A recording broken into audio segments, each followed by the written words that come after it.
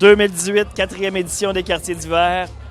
L'équipe de T360, on a profité de l'événement un peu, mais on a surtout décidé de vous amener dans l'univers des artistes hip-hop. Donc, on a rencontré pour vous Seba et Horg, le duo grosso modo Vintage à Loss, ainsi que Tactica en tournée 20e anniversaire. Ça se passe au Paramount, venez-vous-en.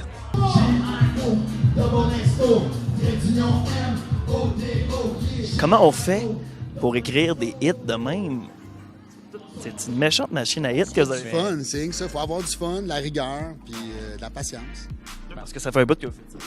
Oui, ça fait un bout, mais c'est ça. Mais ben nous, tu sais, comme dans le fond, on voulait vraiment parler aux gens. Fait que, je dis, quand tu veux parler aux gens, tu t'arranges à faire des hits, mais c'était vraiment pas comme calculé nécessairement. On est allé chercher des trucs qui ont parlé aux gens. C'est un peu comme un hasard, mais en même temps, c'est ça, comme je dis, on voulait vraiment parler au monde et qu'on a checké nos sujets aussi. Là. Ces sujets-là qui sont venus en premier, c'est... Ben, il y avait le magasin de pièces, il y avait Energy Drink. On est venu. Ouais, la chanson. C'est la première qu'on a rec, c'est C'est drôle parce que c'est elle qui a quasiment moins rapport avec notre univers. Hein, c'est ça. Là. Pourquoi s'associer là, faire un projet hip-hop et rap? Ben, c'est parce qu'on est comme des vieux chums, ça fait 20 ans qu'on se connaît. Puis là, moi, j'étais allé à son émission de radio sur le corner en direct. Puis c'est ça, j'étais allé à l'émission, puis là, je l'ai revu, ça faisait vraiment longtemps que c'était pas parlé. Je suis en train de faire un album solo, tu voudrais-tu faire des scratchs, puis des beats? Ah oui, man, viens me voir demain. Je suis comme, aïe, puis George veut me voir. Puis je suis allé tout de suite le voir le lendemain, puis on a commencé à travailler ensemble sur ce qui était à la base comme mon solo. Moi, j'avais besoin d'un réalisateur, j'avais le goût de changer, de casser, puis de faire oublier un peu mon style dans Gatineau.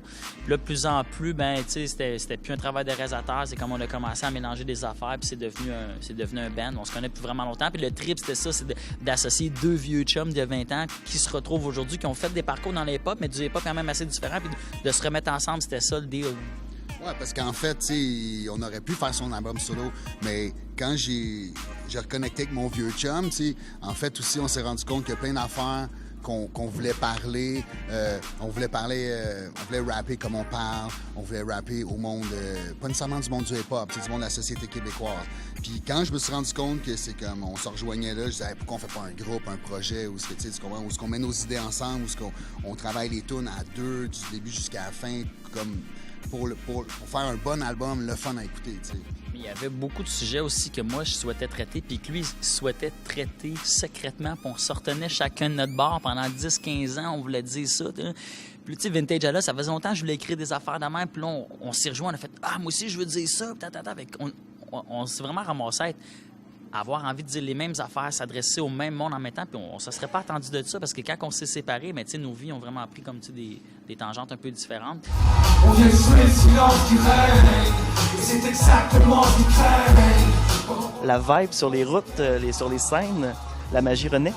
Bien, en fait, sur les routes, c'est le bordel parce qu'il faisait tempête pour venir ici. Mais sur les scènes, ça se passe très bien. Écoute, l'idée est née d'un spectacle, en fait, qu'on a donné à Lévis, dans notre chez nous natal, donc à l'Anglicane de Lévis. Puis l'idée nous est venue d'aller se promener en région avec ce spectacle-là pour faire revivre les classiques de Tactica et du 8-3. Donc, tu sais, il y a eu le festival d'été, il y a eu les Francophonies de Montréal. Tu sais, on a fait des grosses scènes, mais on se promène aussi en région. On a fait plusieurs plus petites salles, puis on a du gros fun jusqu'à maintenant. Oui, c'est très beau. Vous avez évolué comme personne, comme être humain, mais les tunes, bon, les gros succès restent. Comment vous vivez ça, justement, de chanter ces chansons-là après 20 ans? C'est la même magie. Ça dépend c'est sûr qu'il y a des chansons qui vont rester magiques, là, comme Appel local, c'est une de nos chansons préférées. Il y a d'autres chansons, moi personnellement, comme on dit, le monde le savent, ceux qui suivent Tactica, j'ai eu des gros changements de parcours vers les années 2007-2008 au niveau de la consommation. Puis moi, j'étais un gars qui glorifiait beaucoup la conso là, dans mes textes puis tout ça. Fait que c'est sûr, j'ai des messages que je suis un petit peu moins motivé, disons, de crier à tue-tête. Mais en même temps, ça fait partie du trajet, ça fait partie du chemin, fait que c'est normal. Puis les fans, tu sais, un fan, le fan vient voir mon show. C'est peut-être la première fois qu'il l'entend, lui. C'est ça, lui. Fait que, tu sais, c'est pas important, c'est ça, de exact. Québec Gold ou de mon mic. Fait que, tu sais, au début, ça a été plus dur, mais là, avec le temps, à un moment donné, tu viens qu'à gérer ça. Puis c'est ça fait partie du parcours, puis dans le show, ben, on explique les chansons, puis ça amène à des intox, ces chansons-là. Fait que je pense que c'est parfait. Ça se passe comment, justement, la communion avec le jeune public qui porte beaucoup la scène hip-hop québécoise en ce moment, même si, bien, évidemment, vous avez aussi vos anciens fans qui continuent à vous suivre. Cette rencontre-là avec les nouveaux fans? Ce qui est le fun, nous autres, en fait, c'est que, étant donné qu'on vient ça fait 20 ans, on l'a dit, donc là, il y a des parents qui viennent avec leurs enfants. Donc, leurs enfants écoutent notre musique, ils ont initié à notre musique. Étant donné que les messages ont changé, ben, c'est plus abordable aussi d'écouter ça en famille plutôt que d'écouter les premières chansons. Fait que, tu sais, ça se passe bien pour cette génération-là.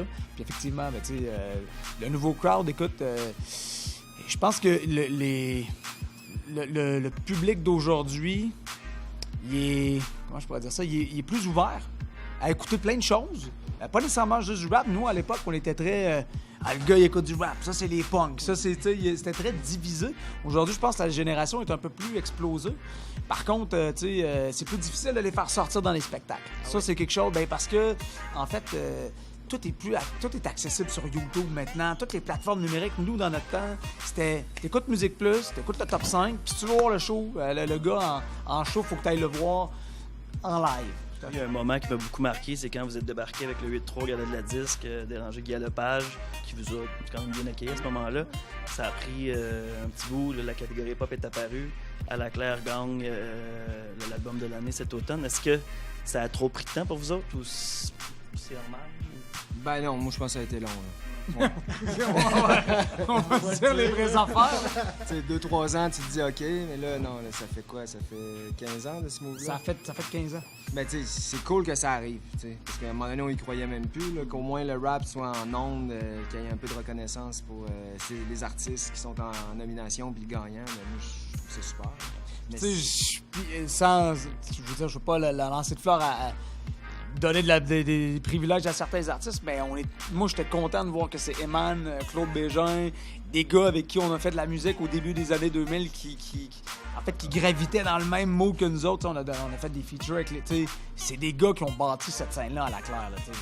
Fait que, au moins, le groupe qui a gagné le premier, c'était des gars qui ont travaillé fort, qui ont aidé à bâtir cette culture-là, clairement. Fait que ça, moi, j'étais content pour ça.